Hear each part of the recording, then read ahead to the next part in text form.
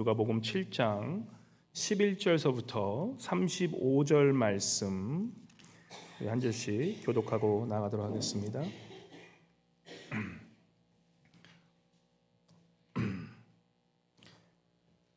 누가복음 7장 11절서부터 35절 말씀입니다. 그 후에 예수께서 나인이라는 성으로 가실새 제자의 많은 무리가 동행하더니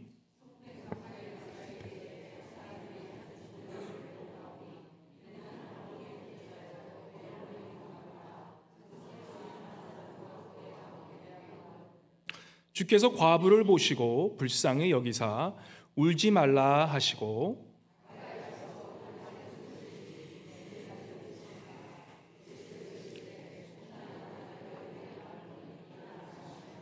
죽었던 자가 일어나 앉고 말도 하거늘 예수께서 그를 어머니에게 주시니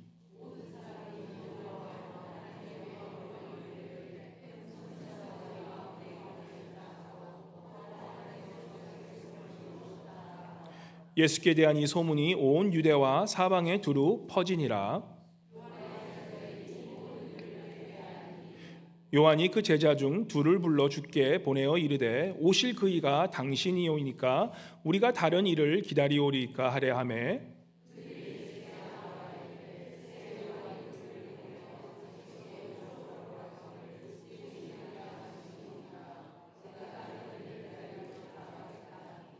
마침 그때 예수께서 질병과 고통과 및 악귀 들린 자를 많이 고치시며 또 많은 맹인을 보게 하신지라.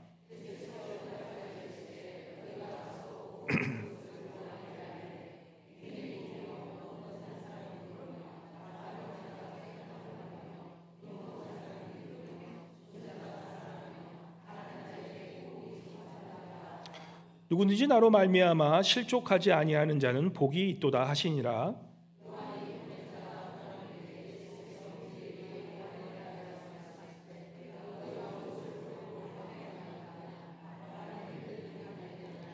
그러면 너희가 무엇을 보려고 나갔더냐? 부드러운 옷 입은 사람이냐? 보라, 화려한 옷을 입고 사치하게 지내는 자는 왕국에 있느니라.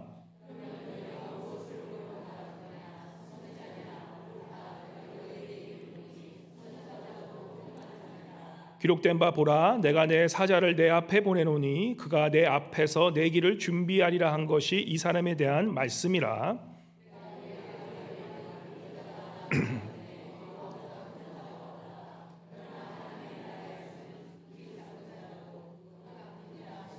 모든 백성과 세리들은 이미 요한의 세례를 받은지라 이 말씀을 듣고 하나님을 의롭다 하되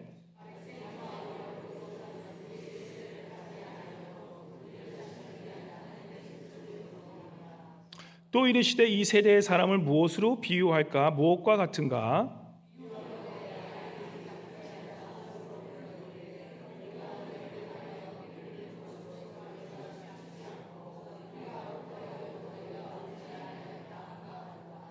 세례 요한이 와서 떡도 먹지 아니하며 포도주도 마시지 아니하며 너의 말이 귀신이 들렸다 하더니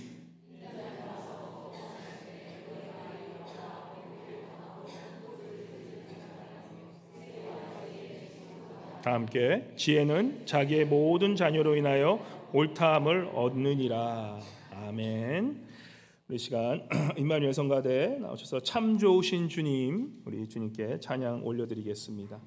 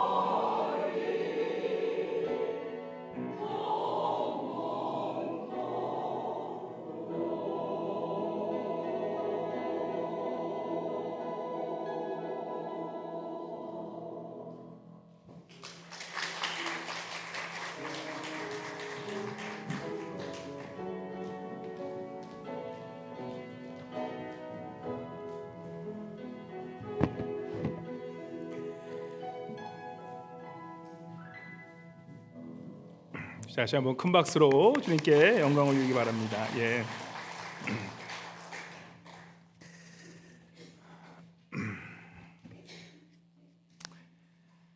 할렐루야. 우리 한번 옆에 분 이제 인사하실 때 오늘은 좀 특별하게 인사하기 원합니다. 우리 옆에 분 또 뒤에 분 보시면서 당신의 마음을 느끼고 공감하고 싶습니다 라고 아주 쑥스러운 한번 인사를 한번 나눠볼까요? 당신의 마음을 느끼고 공감하고 싶습니다. 네. 어떻게 내 마음을 느끼려고 그런 절대 내 마음을 공감케 못하게 돼요. 얼굴 표정이 아주 또 굳으신 분 계시는데 우리 더 그런 분들만 보시면서 우리 한번 다 손을 펴시고 당신의 마음을 느끼고 공감하고 싶습니다라고 한번 그렇게 인사해 주시기 바랍니다. 당신의 마음을 느끼고 공감하고 싶습니다. 아멘. 아이고 부끄럽습니까? 공감하시니까. 네. 가끔 이제 목회하다 보면 장례식과 결혼식이 이렇게 겹치는 날이 있어요. 네. 어쩔 때는 장례식을 가서 정말 마음을 다해 슬픈 그런 마음으로 그 감정을 또 공유해야 되고, 또 결혼식에 가면 어떻게 됩니까? 또 장례식은 다 잊어버리고, 그죠? 아주 기쁜 마음으로, 진짜 기쁜 마음으로 그렇게 마음을 다해야 되는, 목회라는 것이 공감을 해야 되는 그러한 그 부르심 중에 하나이기 때문에 사실 그런 것을 자주 하시는 목사님들은 어떻게 보면 자기가 연기를 하는 건지 이게 목회하는 건지 모를 때도 있다고 그러십니다. 예, 정말 이 슬픈 곳에 가서는 참된 슬픔을 같이 공유하고, 또 기쁜 곳에 가서는 참된 기쁨을 공유하는 것, 그죠? 바로 그렇게 할 때 우리가 사람이 살맛이 나고, 또 내 슬픔을 함께 나눌 사람이 있다는 것, 또 내 기쁨을 함께 공유할 수 있다는 것, 이런 것이 정말 우리에게는 엄청난 행복감을 주게 됩니다. 근데 요즘처럼 어떻게 보면 이 공감 능력, 우리가 서로에게 기쁨과 그런 슬픔을 나누기 힘들어진 세상이 되어간다는 것에 대해서 우리가 참 너무나 마음이 안타깝습니다. 특별히 코로나 이후로 많은 사람들이 공감하실 거예요, 그죠? 그 전과 그 이후 우리가 보았을 때 다른 사람의 그런 기쁨과 슬픔을 우리가 공감해주는 그런 것들이 코로나 이후로 많이 줄어든 것을 보게 됩니다. 특별히 우리 알래스카 같은 경우에는 여름이야 나가서 이렇게 활짝 웃고 그렇지만, 겨울이 되고 이제는 또 겨울이 이제 길어지는 그런 어둠이 많이 오게 되면 우리도 나도 모르게 다른 분들과의 그런 관계가 디스커넥트 됐다라고 느낄 때가 얼마나 많은지 우리가 알게 됩니다. 그래서 우리가 사실 이 예배라는 것은 너무나 중요한 것이, 어떤 분들은 예배 그냥 집에서 예배 드리고 드릴 수도 있겠죠 하지만, 사실 우리 알래스카에서 드리는 이 예배는 우리가 이 예배장에 나와서 이 주님의 성전에 나와서 정말 하나님께 예배드리는 말미암아 그런 하나님과 우리가 이 하나님의 마음을 함께 공유하고 함께 디스커넥트 됐던 것들이 다시 한번 연결되는 것이 뿐만 아니라, 우리가 형제 자매들과도 그죠, 일주일 동안 한국 분들 많이 보기 힘든 분도 계시고, 또 일주일 동안 방 안에 혼자 계신 분들도 계시고, 그런 분들이 교회에 나와서 함께 또 특별히 우리 한국 분들 같이 만나서 내 말을 하고, 이런 것들이 나의 이런 이 신앙생활뿐만 아니라 정서생활에는 너무나 필수적이라는 것입니다. 요즘 한국 보고 미국 보면 하나의 공통적인 또 이 패턴이 있습니다. 많은 경우에 이 무감각이라는 것이 이 세상에 많이 등장하게 된 것을 봅니다.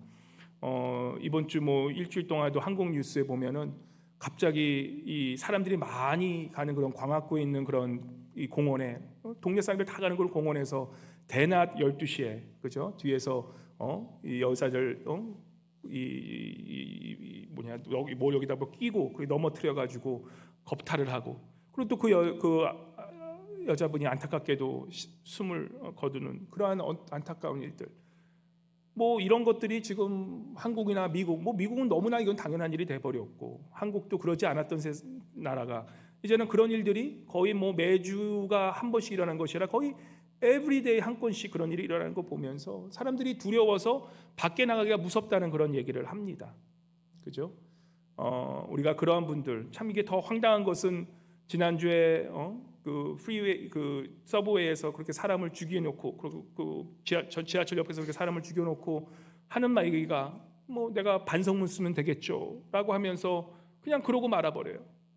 이번에 그 일을 저지른 그 친구도 얘기 들어보니까 죽이려는 마음이 없었고 그냥 내가 이런 성욕을 주체하지 못해서 그렇게 했습니다. 너무나 피해자, 그 상대방의 아픔, 고통을 전혀 느끼지 못하고 괴로움을 전혀 느끼지 못하는 그러한 사람들이 너무나 많이 생겨나는 것을 보면서 사실 뭐 우리가 그런 사람들을 이 사람은 사이코패스다라고 얘기하면서 이게 단정 질 수 있겠지만 지금 우리가 살아가는 이 시대가 그러한 시대로 변화하고 있다는 것을 우리가 알고 살아야 된다는 것입니다.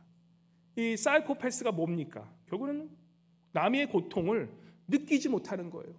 남의 그러한 어려움, 아픔을 공유하지 못하고 공감하지 못하는 그것이 심해지면 결국엔 사이코패스가 되어가는데 이 세상은 지금 그러한 사람들이 너무나 넘쳐나는 세상이 되었다라는 것입니다. 또 그러한 세상에서 한 나라의 리더가 지도자가 그러한 남과 공감하지 못하는 그러한 사람이 리더가 생겼을 때 이 세상엔 큰 일들이 일어나는 것을 우리가 보게 된다는 것입니다. 오늘 말씀에서 우리 주님께서 이제는 이러한 말씀 중 이 본문에서 말씀하시는 그 성에서 우리 지금 이 그리스도인으로 살아간다는 것은 무엇인가? 사실 우리가 그리스도를 살아간다는 것은요, 무감각해진 이 시대에 사람들이 남의 아픔을 공감하지 못하고 너무나 느끼지 못하는 이런 시대에 그럼에도 불구하고 우리가 그리스도인으로서 다른 사람의 아픔을 공유할 수 있는 것, 긍휼을 가지고 마음을 갖출 수 있는 것, 그런 공감할 수 있는 그것이 우리 그리스도인에게 얼마나 필요한 것인지 한번 느끼면서 우리 오늘 말씀을 함께 나누면서 은혜 받기를 원합니다. 오늘 한번 본문 다시 한번 보시기 바랍니다. 우리 본문 7장 11절과 12절 한번 같이 읽어보도록 하겠습니다. 11절과 11절 말씀 시작. 그 후에 예수께서 나인이란 성으로 가실새 제자와 많은 무리가 동행하더니 성문에 가까이 이르실 때에 사람들이 한 죽은 자를 메고 나오니 이는 한 어머니의 독자요 그의 어머니는 과부라 그 성에 많은 사람도 그와 함께 나오거늘. 그죠? 지금 예수님께서는 이 나인이라는 성으로 들어가십니다. 우리 주님은 이제 가버나움 쪽에서 갈릴리라는 그 지역에서 이제는 공생의 사역을 많이 하시는데 그 갈릴리 지역에서 이 나사렛에 있는 가버나움에서 한 20마일 정도 남쪽에 떨어진 곳이 바로 이 나인이라는 성입니다. 이제 이 성에 지금 제자들과 많은 무리가 동행하면서 예수님이 이미 아픈 자들을 고치고 많은 기적을 행하셨기 때문에 많은 사람들이 그 주님을 따랐던 거예요. 그러면서 이제 12절에 보시면 성문에 가까우실 때 많은 무리가 동행했는데 그 성문에 있을 때 주님께서는 사람들이 한 죽은 자를 메고 나오니 이는 한 어머니의 독자요 그의 어머니는 과부라 그 성에 많은 사람도 그와 함께 나오거늘. 많은 사람들이 있고 그곳에 많은 군중들이 있는데 우리 주님께서 보신 그 한 분은 누구냐면 바로 여기 나오는 과부, 한 죽은 자를 메고 나오며 한 어머니의 독자요 그의 어머니는 과부인 사람을 주님께서는 지목하고 계시는 것을 보게 됩니다. 우리가 사실 그리스도로 살아간다는 것은요, 그죠? 세상의 화려한 것도 볼 수 있고 이 세상은 높고 화려한 것들을 보기를 원하고 또 그런 것들을 보면서 우리가 위로받길 원하지만 우리 주님의 사셨던 그 공생의 사역을 보면 어떤 것을 보시고 살아셨냐? 늘 불쌍하고 늘 힘들고 소외된 자를 보시고 산 삶 인생이 우리 예수님의 인생이셨다는 거예요.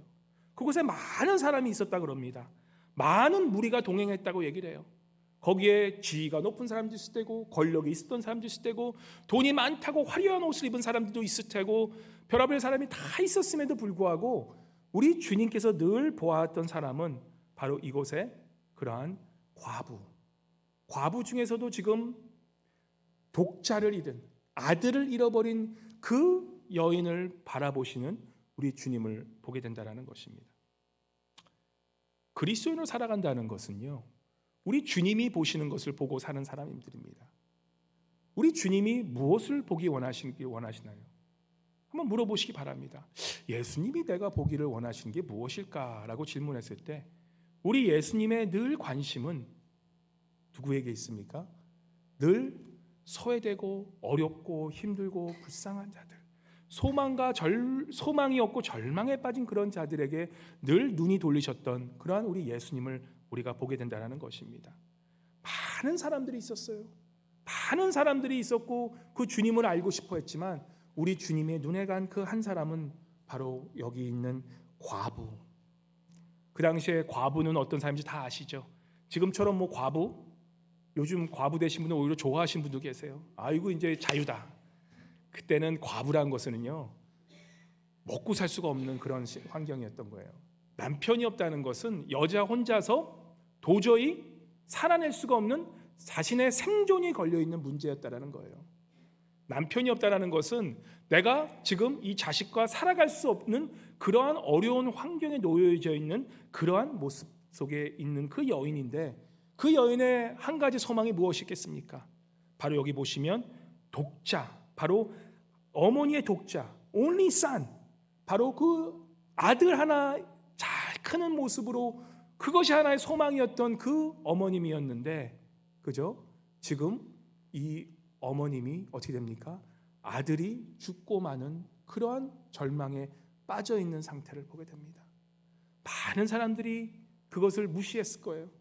뭐 그건 저 사람 문제이고, 저건 뭐 저 사람의 뭐 슬픔인데, 뭐 내가 뭐 어찌하랴. 근데 바로 그러한 사람을 우리 주님은 보시고 그 여인에게 눈을 돌리십니다. 그리고 13절에 보시면 주님께서 이렇게 말씀합니다. 주께서 그 과부를 보시고 불쌍히 여기사. 여기 영어로 보면 His heart went out 이라고 나와 있어요. 근데 이 킹제임스 버전이나 다른 영어 버전을 보면 He has compassion on her 라고 나와 있어요. 제가 잘 말씀드리지만 이 compassion이라는 뜻은 뭡니까? come은 뭐예요? come은 together, 함께라는 뜻이에요. passion이 뭡니까? 우리가 고난 주간을 passion week이라고 그래요. 고난, 아픔이라는 뜻이에요. He has compassion on her. 그녀를 긍휼히 여겼다라고 개역 한글에는 그렇게 나와 있는데, 긍휼히 여겼다는 뜻은 그 여인의 아픔을 아시고 그 여인의 아픔을 함께 느끼시고 공유했다. 우리 주님께서 그 여인의 아픔을 함께 공감하셨다라는 그 말씀이라는 것입니다. 살아가면서 왜 힘듭니까? 나만 어려움을 겪는 것 같아. 이 세상에 나만 이러한 아픔을 겪는 것 같아. 그 누구도 나의 마음을 헤아려 주는 사람이 없는 것 같아. 이 여인의 아픔은 자식을 잃은 아픔, 그 많은 아픔이 있었겠지만, 남편을 잃은 아픔도 있었겠지만, 그 상황에서 나는 이제 무엇에 소망을 두고 나의 아픔을 알아주는 사람이 누가 있겠나? 그나마 내 아들이 나의 아픔을 알아줬는데 이제 그 아들마저도 가버렸으니 이제 나의 아픔을 공유할 사람은 아무도 없겠다라는 그러한 절망감에 빠진 그 과부의 모습, 우리 주님이 그걸 아셨던 거예요. 그래서 그 과부에게 찾아가 그 과부를 불쌍히 여기십니다. 그냥 불쌍히 여기시는 게 아니라 그 여인의 아픔을 아시고 아내와 자식의 잃은 그 외로움을 아시고 주님께서 말씀하십니다. 불쌍히 여기사 울지 말라, 울지 말라라고 그렇게 말씀하십니다. 오늘 여기 계신 성도님들, 무엇 때문에 슬프십니까? 가끔 너무 외로워서 내 마음을 헤아줄 사람이 없는 그러한 상황 속에서 아무도 나를 못 알아줘 라고 그러한 마음을 가지신 분 분명히 있으실 겁니다. 그런 분들에게 우리 주님께서 말씀하십니다. 울지 말아라, 울지 말아라. 그 말씀을 들으시는 귀한 오늘 예배 시간 되시기를 바랍니다. 오늘 이 긍휼이라는 이 말씀, 우리 주님께서 이 여인을 불쌍히 여기시고 울지 말라 하시면서 이 말씀하시는 이 불쌍히 여기사는 이 뜻은요, 이 긍휼이라는 말은 전에 한번 말씀드린 적이 있는데 네 가지 깊은 뜻이 있어요. 첫 번째 이 긍휼이라는 말을 이 히브리어로 헤세드라는 뜻으로 많이 써 있는데, 이 헤세드라는 뜻은 뭐냐면 사실 이 정말 오묘하고 이 우리가 생각할 수 없는 그런 경이로운 하나님만이 하실 수 있는 이 신적인 그러한 자비, 베푸심, 사랑이라는 뜻입니다. 한국말로 이거를 해석하기가 굉장히 힘들어요. 자비는 자비인데 인간이 생각하는 그런 불쌍한 정도의 자비가 아니라 오로지 하나님만이 할 수 있는 그런 아가페적인 그러한 사랑 플러스 자비, 그러한 마음을 공유하는 그것이 바로 헤세드란 뜻이에요. 근데 이 헤세드가 바로 긍휼의 뜻에 포함이 됐다는 것입니다. 또 여기 이 불쌍히 여기사라는 이 컴패션, 이 긍휼의 뜻은 뭐냐면 이 헬라어로 스플랑크라라는 뜻이 있어요.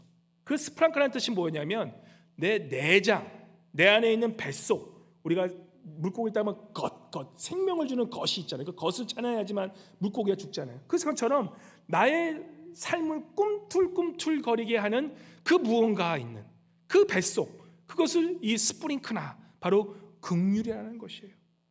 긍휼이라는 것은 무엇입니까? 내가 누굴 볼 때 내 안에 뭔가시 꿈틀꿈틀거려. 이거를 가만히 놔둘 수가 없어. 생명이 움직이는 것 같은 그러한 격동적인 그러한 마음, 그것을 긍휼이라는 마음으로 스프링크라나라고 써 있습니다. 또 그 하나의 뜻이 뭐냐면 히브리어 단어로 라카밈이라는 뜻이 있습니다. 이 라카밈의 뜻은 뭐냐면 긍휼인데 그 긍휼이 어디 있냐면 바로 어린아이를, 이 베이비, 생명을 품은 어머님의 자궁, 이 태아를 품은 그러한 어머님의 그 탯줄 같은 그러한 마음으로 이 나의 몸에 가장 중요한 곳에 품은 그 바디 파트, 바로 그것을 이 라카밈이라고 그러는데 이것은 생명이 나오는 곳을 택하는, 의미하는 그러한 뜻이 된다는 것입니다. 그래서 이 긍휼이라는 단어를 이 헨리 나우엔 이 분이 뭐라고 표현했냐면 하나님의 모든 온유와 친절이 숨어 있으며 바로 여기서 하나님은 아버지이자 어머니이자 형제이자 자매이며 아들이자 딸이 되어서 모든 감정과 정서와 열정이 거룩한 사랑 안에서 하나 되게 하시는 것. 예수님의 마음이 긍휼로 움직일 때 모든 삶의 근원이 움직이고 모든 사랑의 근거가 활짝 열리며 거대하고 마르지 않고 담함이 없는 하나님의 온유하심이 나타나는 바로 그것이 긍휼함이다. 너무나 거창하죠. 우리가 참 알기 쉽지 않습니다. 사도 바울이 긍휼함에 대해서 이렇게 얘기를 합니다. 빌립보서 1장 8절에 쉽게 표현해요. 내가 예수 그리스도의 심장으로 너희 무리를 어떻게 사모하는지 내 하나님이 내 증인이 되심이라 라고 얘기를 해요. 그래서 긍휼에 대해 얘기를 하면서 얘가 예수 그리스도의 그 심장으로 너희를 사랑하는 것, 그것이 곧 긍휼이라는 얘기를 해요. 내가 너희를 자비를 베풀고 내가 너희를 공감하는데 어떻게 공감하냐면 바로 예수 그리스도의 심장으로 너희를 사랑하는 것을 너희가 알지니라, 그렇게 마음을 표현하는 것을 보게 됩니다. 그래서 그리스도로 산다는 것, 우리 그리스도인으로 산다는 것은 긍휼의 마음을 가지고 산다는 것이에요. 그저 단순히 아이고 불쌍하네 였다 돈 한 푼 주는 그러한 긍휼이 아니라 하나님의 그 놀라우신 사랑뿐만 아니라 정말 생명이 꿈틀꿈틀거리는 그러한 이 연어가 꿈틀꿈틀대는 그러한 것, 그러한 이 내장을 가진, 그보다 더 중요한 여인의 아이를 품은 그러한 그 중요한 부분에 그러한 태아를 가진 그러한 마음으로 사랑을 품고 나아가는 바로 그것이 긍휼의 마음이다라고 우리에게 가르쳐주고 계시다는 것입니다. 우리 주님은 바로 남편이 없고 이제는 소망이 없어져 버린 그 자식을 잃은 그 과부에게 그러한 긍휼한 마음으로 바라보시고 그 여인을 위로하시고 그 여인에게 울지 말아라. 단순히 내가 너를 고쳐주는 것이 아니라 내가 너의 아픔을 안다. 그 누구도 너의 아픔을 동감하지 못하고 알지 못하더라도 나는 너의 마음을 안다. 오늘 시편 139편의 말씀처럼 내가 이미 태어나기도 전에 나의 형체를 아시고 내가 이미 어머님의 그런 이 자궁에 태어나기도 전에 이미 하나님께서는 나를 아시고 나의 머리카락까지 세시는 그 주님께서 나의 모든 것을 안다라고 그렇게 말씀하시면서 그 여인에게 울지 말아라 라고 전해주시고 계신다는 것입니다. 그러고 나서 주님께서 어떻게 하십니까? 14절에 보시면 가까이 가서 그 관에 손을 대시니 맨 자들이 서는지라 예수께서 이르시되 청년아 내가 네게 말하노니 일어나라 하시매 죽었던 자가 일어나 앉고 말도 하거늘 예수께서 그를 어머니에게 주시니 이제는 그 아들을 살리게 하시고 그 어머니에게 주십니다. 그러고 나서 16절에 보시면 뭐라고 합니까? 16절, 7장 10절 같이 한번 읽어볼까요? 시작. 모든 사람이 두려워하며 하나님께 영광을 돌려 이르되 큰 선지자가 우리 가운데 일어나셨다 하고 하나님께서 자기 백성을 돌보셨다 하더라. 우리 주님께서 하신 모든 기적은 바로 무엇을 증명하기 위해서? 예수님이 어떤 분이신가를 증명하기 위해서 청하십니다. 우리가 성경에 많은 그런 기적들이 나타날 때 기적에만 초점을 두시면 우리 예수님을 잊어버리게 돼요. 우리가 기적이 일어날 때 우리가 딱 알아야 되는 것은 우리 예수님이 이러한 분이시구나. 우리 예수님께서 절망감에 빠지고 나에게 어떠한 소망이 없은 그러한 상황 속에서도 죽음을 일으키시고 소망이 없는 그 여인을 위하여 이제는 그 아들을 부활시키심으로 그 절망감에 빠진 그 여인에게 그 여인의 마음을 이해하실 뿐만 아니라 그 여인에게 참 소망을 주시는 그분이 바로 예수 그리스도라는 것을 우리에게 가르쳐주기 위해서 그러한 모든 기적을 행하신다라는 것입니다. 우리 여러분에게 어려움이 있을 때 그저 내 병을 고쳐주세요, 나의 어려움을 알아주세요 기도하는 것이 아니라 여러분이 기도할 것은 무엇이냐면 주님이 주신 그러한 기적을 내가 경험함으로 말미암아 우리 예수님이 어떠한 분이신지를 내가 깊이 깨닫고 우리 예수님이 이 세상에 어떠한 분이신지를 우리가 알 수 있도록 주님 도와주세요라고 그렇게 기도하시는 우리 성도님 되시기를 주님의 이름으로 간절히 축원합니다. 그러한 기적을 베푸시는 우리 주님, 그죠?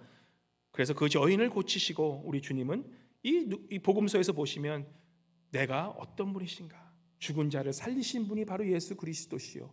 우리의 인간의 마음으로 그분을 이해하지만 모든 사람을 이해하지만 우리 예수님은 참된 하나님이시라는 것을 증명하고 나아가시는 우리 주님을 보시게 됩니다. 이러한 긍휼의 주님이 계심에도 불구하고 그죠? 성경에는 그러한 긍휼한 주님을 보지 못하는 자들이 나오게 됩니다. 바로 그 이후에 이제 등장하게 돼요. 우리 삶 속에서도 그렇지 않습니까? 우리가 주님을 믿고 산다 하지만 그냥 다른 사람의 그런 마음을 공감하지 못하고 독불장구처럼 그죠? 살아가는 우리의 모습을 보게 되지 않습니까? 나의 이익만을 추구하고 그죠? 내 것만을 보는 그런 세상에서는 어떻습니까? 이 세상이 무감각해지는 것이 당연해진 거예요. 믿는 우리들도 이렇는데 믿지 않는 자들은 어떻겠습니까? 무엇에 소망을 두고 무엇 때문에 공감하고 살아야 할 이유를 모르고 살아가는 그 자들이 지금 이 세상은 이렇게 죄송하지만 사이코패스가 오히려 정상인 시대에 살아가고 있는 이런 세상이 되어가는 것을 보면서 과연 나는 이 사람들과 얼마나 다른지 한번 질문해 보시기 바랍니다. 특별히 나이가 드시면 어떻게 됩니까? 귀가 잘 안 들려요. 그죠? 저도 요즘 귀가 잘 안 들리는 것 같고 이제 어르신들 보면은 귀가 잘 안 들려져요. 그러면 귀가 안 들리면 어떻게 됩니까? 아시는 분이 그럼 이 보청기를 끼고 다니세요. 제가 보기엔 다 들으시는데 항상 못 들었다 그러세요. 내가 듣고 싶은 건 다 들어요. 세심하게 다 들으셔요. 근데 내가 듣기 싫은 거는 다 꺼버려요. 우리가 어떻게 보면 보청기를 들고 사는 시대에 살고 있지 않나 봅니다. 그게 오히려 더 좋은 핑계거리가 되는 것 같아요. 내가 하고 싶은 말만 하고 내가 듣고 싶은 말만 듣고 사는, 그래서 더욱더 나이가 들수록 독불장군이 되어가는, 공감 능력이 사라지는 그러한 세상, 그러한 우리의 모습이 아닌지. 누가복음에도 바로 그러한 복음서에 그러한 자들이 등장합니다. 요즘 새벽기도 사도행전에도 이제 그러한 사도 바울을 괴롭히는 그러한 자들 예수님 시대도 똑같이 있어요. 지금 그 시대 우리 시대랑은 다를 바가 없습니다. 누가복음에 어떤 사람이 등장합니까? 7장 30절에 보시면 이렇게 말씀하시죠. 바리새인과 율법 교사들은 그의 세례를 받지 아니하므로 그들 자신을 위한 하나님의 뜻을 저버리리라. 세례 요한의 세례를 다 받는데 모든 백성과 세리들은 오히려 죄인들 세리들조차도 요한의 세례를 받았는데 바리새인들과 율법 교사들은 요한의 세례를 받지 않았다라고 얘기를 하는 것이에요. 모든 사람들이 그러한 그리스도인으로서의 공감을 하는데 공감하지 못하는 사람이 있었는데 바로 그 사람들이 바리새인들과 이 율법 교사, 한마디로 사두개인이라고 얘기를 하는 것입니다. 사두개인들, 이 율법 교사들, 이 사람이 어떤 사람들이었습니까? 새벽기도 나오신 분들은 우리 배우셨겠지만 이 사두개인은 어떤 사람들이냐면 쉽게 얘기하면 이런 사람들이에요. 다윗 시대 때, 다윗 왕 시대 때 사독이라는 그러한 대제사장의 후손들이에요. 그죠? 우리 한국 분들 비슷하지 않습니까? 얼마 전에 그렇지만 내 피에 왕의 피가 흐른다라고 하면서 그러한 말도 안 되는 이런 이 자존감을 가지고 살아계신 분들 있잖아요. 사실 목회하면서 그런 분들 많이 봬요. 특별히 목회자 중에 죄송하지만 그런 사람들이 많아요. 내 할아버지가 목사였어. 내 집안이 다 장로의 몇몇의 그런 집안이야. 내 지금 집안이 지금 4대째 예수 기독교를 믿는 이런 집안이야. 사두개인들이 똑같은 사람들이었어요. 내가 이러한 엄청난 대제사장의 핏줄을 지내고 있기 때문에 나는 그것 때문에 하나님의 구원을 받을 수 있는 사람이야 라고 그렇게 생각하며 살아가는 사람들 중에 한 명이었다는 것입니다. 그 당시 사두개인들은 부활도 믿지 않고, 이 사도행전을 보면 부활도 믿지 않고 영생도 믿지 않고 천사도 믿지 않고 뭘 믿은지 모르겠어요. 오로지 지금 살아가는 이 현세, 세속적인 현실주의, 실속주의예요. 물론 그런 사람들이 있어서 조직은 잘 될 겁니다. 교회는 그런 현실주의 있는 사람들이 많으면 많을수록 교회가 겉으로는 잘 성장할 수 있어요. 하지만 지금 이때만 보는 나의 유익만 따지는 그런 사람들이 있을 때 잘 되는 것 같지만 결국에는 그 조직은, 교회는 하락의 길로 갈 수밖에 없는 거죠. 그저 내 가문의 영광을 위해서 그렇게 하는 분들, 바로 그 사두개인이었다는 것이에요. 그 사람들은 세례를 받지도 않습니다. 내가 왜 세례를 받아? 내가 다윗의 자손인데. 혹시 여기에 내 부모가 목사였고 내 부모가 장로였고 내 가족이 이러한 엄청난 기독교의 혈통을 가지고 있는 사람이라는 그러한 자부심을 갖고 있는 분들, 물론 그런 자부심이 있으면 나쁘지 않습니다. 근데 그 자부심이 나를 구원하지 못한다는 것을 확실히 아시고 신앙생활 하시기 바랍니다. 그건 나의 자랑거리가 아니에요. 오히려 그것이 내가 하나님께, 내가 예수 그리스도께 나가는 장애물이 된다는 것을 깨닫고 살아야 된다는 것입니다. 이 사두개인들의 잘못된 자존감, 잘못된 그런 혈통의식, 잘못된 그러한 이 특권의식 때문에 이 율법주의자들, 특별히 이 율법교사들, 사두개인들은 하나님께 나아가지 못했다는 거예요. 구원은 예수님과 나의 관계라는 거예요. 구원은 내 남편이 잘 믿어서, 목사님이 날 위해서 기도해줘서, 내 아내가 날 구원해줘서 아니라는 거예요.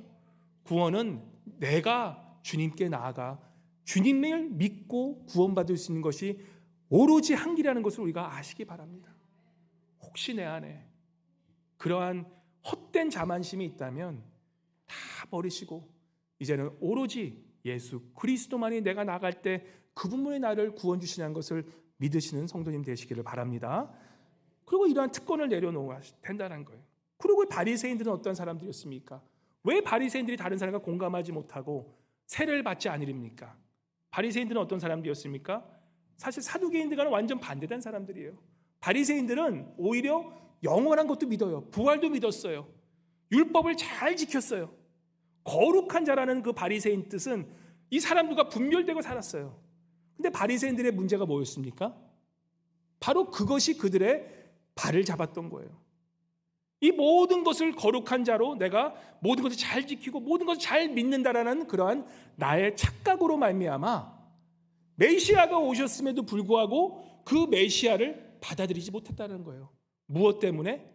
그들이 믿었던 것은 부활도 믿었고 그들이 믿었던 것은 율법도 믿었고 모든 거룩한 행실을 믿었지만 그들이 진정으로 마음속에 믿었던 것은 나의 구원은 내가 율법으로 나의 의로움으로써 나의 거룩함으로써 내가 구원을 받는다는 잘못된 구원을 가져갔다는 거예요.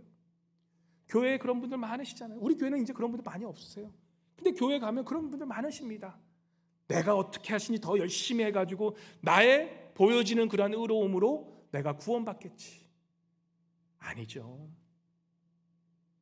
그런 마음을 가지면 계속 섭섭해져요. 뭐 좀 안 해주면 섭섭병에 빠져. 왠지 않습니까? 누군가가 나를 인정해주는데 인정해주지 않아요. 우리가 주님을 섬기는 것은 무엇 때문에 섬깁니까? 내가 아무 공로 없음에도 불구하고, 나의 모든 것을 난 정말 자격 없는 사람에도 불구하고 오로지 예수 그리스도께서 십자가에 죽으시고 부활하심으로 그 주님의 은혜 때문에 내가 그것을 믿고, 나 같은 불쌍하고 정말 자격 안 되는 죄인을 주님께서 의롭다고 말씀해 주셨기 때문에 그것을 믿는 믿음으로 살아가는 것, 그래서 겸손해지는 거예요. 주님을 더 알면 알수록 내가 더 섬기고 싶은 거예요. 그러한 감사함으로 섬기게 되는 거예요. 내 의로움이 아니라, 내 의로움으로 구원받는 것이 아니라 온전히 모든 것이 하나님의 은혜이기 때문에 그것에 감사해서 내가 누가 보던 간에, 누가 인정해 주건 간에, 안 하건 간에, 누가 보건 보이지 않건 간에 보이지 않는 곳에 내가 섬길 수 있는 그 마음, 바로 그것을 주님께서 기뻐하시는데 이 바리새인들은 그것이 되지 않았던 거예요. 누군가가 봐야지만 가능하고, 누군가지만 이 봐야지만 이것이 무엇을 하려고 하는 그러한 마음들, 바로 그러한 나의 의로움 때문에 결국에는 주님이 오셨는데도 그 주님을 알지도 못하고 다른 사람과 공유하는 것, 다른 사람을 불쌍하게 여기는 것 같아요. 근데 그 불쌍함은 어떤 것입니까? 사람이 볼 때만 도와주는 척하는 거예요. 그게 사마리아의 길을 가는 강도 맞은 자의 얘기 아닙니까? 바리새인들이 가는 거, 율법학자들이 가는 거예요. 사람이 죽어가고 있어. 둘러봅니다. 사람이 있나 없나? 아무도 없네. 가자. 진정으로 그 아픈 자를 도와줬다는 사람 누굽니까? 사마리아인이 도와주게 돼요.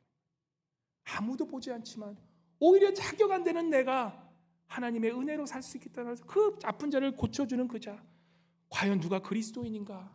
주님께서 우리에게 말씀하고 있겠지 않으십니까? 나의 의로하려는 모든 것들, 이런 것들이 결국에는 하나님의 긍휼을 알지 못하게 하는 그러한 일로 새가 생긴다는 것입니다. 공감하지 못하는 사람들의 특징이 있어요. 어떤 특징이 있냐면 막말을 많이 하세요. 요즘 우리 교회는 이런 분들 없어요, 정말. 그러니까 이 말씀 자주 하는 거예요. 막말하는 그런 거를 너무 많이 하세요. 공감하지 못하는 거예요. 긍휼하는 마음이 없으니까 막말하게 됩니다. 어떤 분이 근데 요즘에 막말하는 것을 어떤 분이 그것을 굉장히 미화시켜요.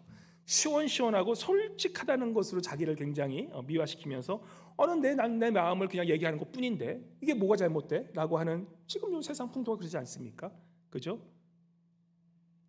그냥 내 마음을 그냥 얘기하는 거예요. 어떤 분은 식당에서 막 막말하면서 그러면서 정말 부끄럽게 막 하시는 분도 계세요. 근데 그런 마음을 가진 분들이 어떤 생각을 하고 있냐면, 다른 사람도 나한테 갑질하는데 나만 입 다물고 살면 나만 호구가 된다라고 생각하면서 오히려 막말하고 살아가는 거예요. 주변에 그런 분들 계시지 않습니까? 그죠? 나는 뭐 자유영혼이다 그러면서 내 말은 내가 마음대로 한다, 뭐 어떠냐, 그러고 살아가세요. 근데 그 말을 듣는 사람들은 얼마나 상처가 되고 있지 않습니까? 그런 분들의 이 문제점이 뭐냐, 그죠? 보통 기분 따라 가시는 분 많으세요. 특별히 알래스카 같은 경우는, 우리가 이제 저 상도님 얼굴 보면 오늘 어떤 기분으로 오셨습니까? 하고 하면 제가 사실 딱 보면 나와요. 해가 활짝 뜬 날은 성도님들이 얼굴이 환해서 오세요. 근데 조금 비가 온다, 날씨가 우중충하다 그러면 얼굴이 오실 때 이렇게 이러고 오세요. 기분 따라 사는 거예요. 기분 따라. 그래서 그냥 날씨가 안 좋으면 내 기분도 안 좋으니까 그냥 툭 하고 있고, 해가 뜨면 기분 좋으니까 할랄라 이러고 나오고, 내 기분 따라 살아가는 그런 인생이 아닌지. 기분은 사실은 내 마음대로 컨트롤 못해요. 그죠? 기분은 내 마음대로 컨트롤 못하지만 우리가 성숙하다는 뜻은 무엇입니까? 성숙하다는 뜻은, 그죠?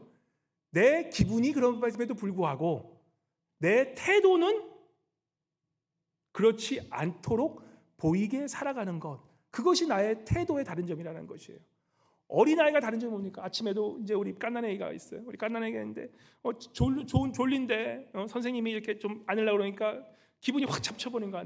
내가 잘라 그러는데 누가 방해해 그러면서 그냥 확 울어버리는 거예요. 거기 딱 이제 예배 보려고 그러는데, 그죠? 아이니까 그건 너무나 당연한 거예요. 그죠? 아이니까 오히려 예쁘다 우리가 해주죠. 그런데 머리가 허옇고 이제는 다 큰 어른이 아이고 오늘 기분 나쁘네, 아, 이거 기분 나쁜데 나 말 거는 사람 내가 한 번 쏟아줘야지. 건드리니까 왜 그래? 뭐야? 안 되죠. 그죠? 어린아이는 어린아이기 때문에 그렇게 기분 따라 살지만 우리 크리스찬들은 기분 따라 사는 사람들이 아니라는 거예요. 비록 내 기분이 조금 나쁘더라도 어떻습니까? 목사님이 이런 얘기하니까 또 기분이 나쁘신가 봐. 아, 목사님 또 왜 저런 또 말씀하시나. 그죠? 그 기분이 나쁨에도 불구하고 우리가 성숙하다는 것은 기분이 나쁨에도 불구하고 나의 태도를 내가 선택하고 살아가는 거예요. 나의 태도와 나의 기분은 별개라는 거예요. 어떤 분은 항상 웃으시는 분이 계세요. 그분 옆에 가면 항상 기분이 좋아. 그분은 기분 나쁠 때가 없으시겠습니까? 있으실 거예요. 그럼에도 불구하고 그분의 삶의 태도는 늘 긍정적이고 늘 웃으면서 내가 살아야지라는 그러한 마음의 태도를 먹고 사시는 분이세요.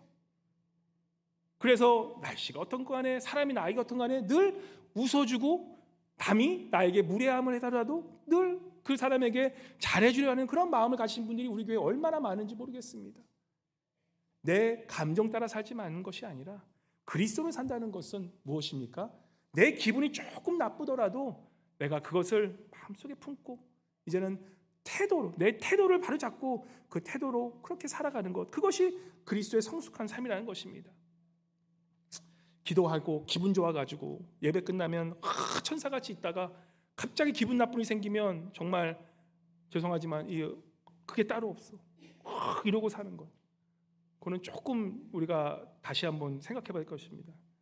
전문 용어로 약간 그거는 이제 조울증이라 그러는데 우리가 좀 그런 내가 그런 상태를 보인다 그러면은 우리가 좀 조심해야 된다는 것입니다. 우리가 표현하면서 항상 불평불만이 나오신 분들은요, 칭찬하는 그런 훈련을 하셔야 돼요. 늘 내가 말 속에서 내가 칭찬해야지라는 그런 말을 하시고, 함부로 말이 나오는 분들은 어떤 걸 훈련하시냐면 침묵을 훈련하시는 것이 필요해요. 침묵을 훈련하시 필요. 이 정도 하고 이제는 그러니까 제가 사실 말씀을 이게 준비하면서 정말 이 말씀이 잘 풀리지가 않아서 사실 저도 이 기분이 상당히 나빠졌어요, 이번 주에. 아니 이 말씀이 잘 풀려야 되는데 이 말씀이 이번 주처럼 힘들었던 말씀이 없었던 것 같아요. 매주 요즘 누가 보면 힘든 말씀이지만 이 말씀이 잘 이러한 이 과부의 말씀만 딱 끝나면 좋은데 바로 그 과부의 말씀 이후에 어떤 말씀이냐면 세례 요한에 대한 말씀이 나와요. 이거를 어떻게 풀어야 되냐?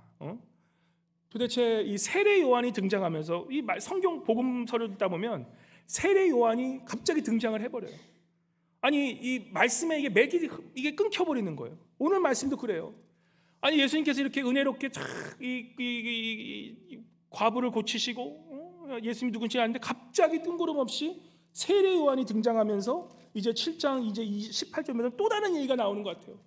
이 말씀을 어떻게 푸나 정말 일주일 동안 계속 고민했어요. 어제 저녁까지도 이 말씀이 풀리지가 않는 거예요. 그러면 이제 사실 우리 목회자에게 마음에 풀리지 않으면 이게 막 여기까지 막 스침이 올라오거든요. 이걸 어떻게 푸나? 기도해도 풀리지가 않고 이 말씀을 어떻게 풀어야 되나? 사실 세례 요한 같은 경우는 제가 말씀을 한 20년 전서부터 세례 요한에 대해서 너무 알고 싶었던 게 많았어요. 왜냐하면 세례 요한 물론 뭐 선지자이고 예수님이 오셨던 그런 길을 열었던 생각 때문에 참 중요한 사람이지라고 생각하지만 그냥 세례 요한에 대한 뭐랄까 이렇게 예수님의 이 성경이 이렇게 짧은 이런 성경에 왜 이렇게 세례 요한을 많이 얘기하나? 누가복음이나 보면은 특히 마가복음 보면 아예 세례 요한부터 시작을 해요, 말씀이. 아니 도대체 세례 요한 사람이 어떠한 사람이길래 예수님이 하신 것만 해도 성경이 지금 이 말씀이 짧은데 이 세례 요한이 뭐 이렇게 말씀하시나? 계속 그 때문에 부담을 가지고 말씀 준비하는데 어제 말씀이 사실 풀리더라고요. 아내하고 대화하면서 이렇게 풀렸어요. 어떻게 풀렸냐? 이 세례 요한, 우리 성도님들도 많이 들어보셨잖아요. 세례 요한에 대해서 제가 구태여 말씀 안 드려도. 근데 이 말씀 보면요, 우리 예수님께서 지금 어떻게 하고 계십니까? 많은 사람을 고치고 계세요. 많은 사람 어려운 데만 찾아 계세요. 참 얼마나 힘드셨을까 우리 예수님. 얼마나 힘드셨을까? 이 불쌍한 사람들만 찾아당기고 어려운 사람들만 그렇게 찾아당기는 그 예수님의 삶이 얼마나 힘드셨을까 한번 생각해 보셨습니까? 공감하지 못하는 사람들에게 찾아가서 공감하시고 또한 병든 자들에서 맨날 고쳐주시고 그러한 어려움을 살아갔던 이 예수님의 삶을 보면은 정말 힘드셨겠다는 생각이 들어요. 저 보시면 좀 힘들어 보입니까? 좀 힘들어 봐주셔야 돼요. 목사님이 이렇게 좀 이게 등치도 좋고 그렇다고 해서 맨날 건강 이게 씩씩하게 잘 사나 보다 생각하시는데 목회 쉽지 않아요. 쉽지 않아요. 목회가 뭐 목사님 뭐 하는 것도 없는 것 같은데 목회는요 몸으로 하는 게 아니라 뭘로 합니까? 마음으로 하고 정신으로 하고 영혼으로 하는 거예요. 그렇기 때문에 목사님들은 어쩌면 더 아무것도 안 해서 더 힘들어지는 거예요. 모든 사람들의 짐을 지고 갈 수밖에 없는 게 목회자의 길이기 때문에 우리 전도사님 이번에 송대 전사님 전도사님 되셨잖아요. 전도사님 저한테 얘기하시더라고요. 목사님 내가 10년을 교육부에서 섬겼는데 그때는 그냥 내가 재밌게 기쁘게 했는데 내가 하는 일이 변하진 않았는데 전도사로 내가 딱 하니까 왜 이렇게 힘이 들고 왜 이렇게 진이 빠지고 정말 교회 나오는 이게 얼마나 부담감이 되는지 모르겠어요. 사람들 보기에 교사님들 보기에는 전도사님 뭐 하는 거 옛날에 교사님하고 똑같은데 아니라는 거예요. 목회자이기 때문에 힘들고 전도사이기 때문에 힘들고 그러한 타이틀 때문에 힘들다라는 거예요. 우리 성도님들이 특별히 목회자들 뭐 저한테 잘해달라는 얘기는 아니에요. 우리 전도사님들 또 막 전도사가 되는 그런 길을 가는 분들 잘해주셔야 돼요. 뭐해? 그런 얘기 하지 마시고 왜냐하면 목회자라는 그 길은 그 자리에 있는 그 자체가 정말 스트레스가 엄청 쌓이는 그 자리거든요. 그냥 가만히 있어도 몸이 막 부서질 것 같은 자리가 바로 목회자의 자리라는 걸 이해하셔야 된다는 것입니다. 영적인 공격도 많고 스트레스도 많기 때문에 목회자를 위해서 기도해 주시고 특별히 전도사님들 위해서 기도해 주시고 와서 미국에 가해? 그런 게 아니라는 거예요. 그러한 심적 부담감 위에서 기도해 주시고 그렇게 함께 해주시는 것 그게 얼마나 도움이 되는지. 우리 주님도 엄청 힘드셨을 거예요. 가는 곳마다 어려웠고 우리 기억하셔야 돼요. 우리 예수님 또한 100% 인간으로 오신 분이세요. 우리 예수님은 100% 하나님이시지만 그래서 그 기적을 보여주시지만 우리가 알아야 되는 것은 우리 예수님은 100% 인간의 몸으로 오신 분이시라는 거예요. 같은 우리와 같은 똑같은 고난을 겪으시고 병든 사람들 어려운 사람들 정말 이러한 과부들 가서 그런 교쳐 주실 때 우리 주님도 지치시고 지치신 그러한 모습으로 살아가셨다는 거예요. 놀라운 사실 어제 얘기하면서 발견했어요. 왜 세례 요한이 그토록 예수님의 말씀에 많이 등장하느냐. 우리 세례 요한이 어떠한 분이셨는지 우리가 알아야 된다는 거예요. 우리 주님께서 세례 요한에 대해서 이렇게 말씀합니다. 7장 28절에 보시면 27절에 보시면 이렇게 얘기하죠. 기록된 바 보라 내가 내 사자를 내 앞에 보내노니 그가 내 앞에서 내 길을 준비하리라 한 것이 이 사람에 대한 말씀이라. 28절 내가 너희에게 말하노니 여자가 낳은 자 중에 요한보다 큰 자가 없도다. 왜 그런 말씀하셨는지 아십니까? 이 요한만이 세례 요한만이 우리 주님의 아픔을 공유했던 오로지 한 분이셨다라는 거예요. 이 세례 요한만이 예수 그리스도의 그 길을 여시고 주님과 똑같이 그 외로운 길을 저 광야에서 메뚜기를 먹으면서 그 외로운 길을 걸으셨고 그 예수 그리스도의 가야 될 그 목회자의 길을 세례 요한은 미리 가셔서 이제는 주님께서 십자가에 지시기 전에 먼저 저 헤롯 왕에게 모가지를 베는 그런 처형을 당하시로 말미암아 우리 주님이 보시기에 이 세례 요한은 자신의 아픔을 인간적인 아픔을 공유하셨던 분뿐 아니라 자신의 갈 길을 먼저 가주심으로 그 모든 주님의 갈 길을 미리 예비하셨던 바로 그분이 세례 요한이었다라는 것입니다. 그래서 우리 주님은 인간으로 오셔서 그 모든 그러한 길을 가실 때에 그 모든 아픔과 그러한 또한 고통마저도 함께 세례 요한과 짊어지고 가셨다 수가 있었기 때문에 우리 주님께서 그 세례 요한에게 말씀하시는 거예요. 제자들은 다 딴소리예요. 주님을 많이 믿었다고 하는 자들도 마지막에 다 주님을 배반하지만 이 세례 요한만은 그 주님이 가실 길을 정확히 알았고 그 주님을 공감하였고 그 주님의 마음의 아픔을 어렸을 때부터 엘리사벳 어머님 때서부터 그 마리아를 이해하시고 어렸을 때부터 그 주님의 가신 길을 공감하셨던 긍휼하게 여기셨던 분이 바로 세례 요한이었다는 것이에요. 그래서 그 세례 요한이 이렇게 말씀하지 않습니까? 세례 요한이 주님을 보시고 나서 그가 주님을 보고 나서 어떻게 얘기를 합니까?